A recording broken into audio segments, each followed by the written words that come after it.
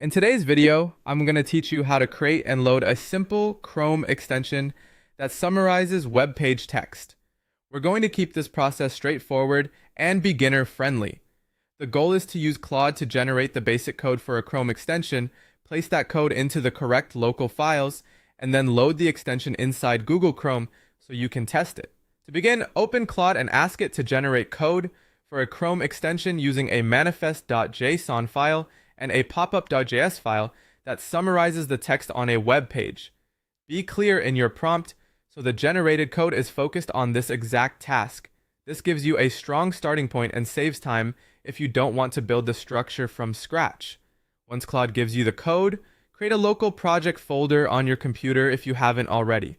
Inside that folder, make sure you have the files manifest.json, popup.html, and popup.js. Then copy the generated code into the appropriate files. For example, the manifest content should go into manifest.json, and the JavaScript logic should go into popup.js. If Claude also provides HTML for the popup, place that in popup.html. As you do this, take a moment to check that the file names match exactly, because even a small mismatch can prevent the extension from loading correctly.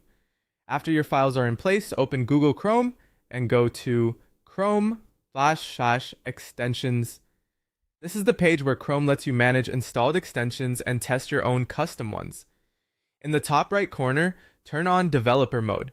This option unlocks the tools needed for loading an extension directly from a folder on your computer, which is perfect for testing projects that are still in development. Next, click the Load Unpacked button. A file picker window will appear, and you'll need to select the project folder that contains your manifest.json, popup.html, and popup.js files. Once you choose the folder, Chrome will attempt to load your extension immediately. If everything is set up correctly, your custom extension should appear in the extensions list ready for testing.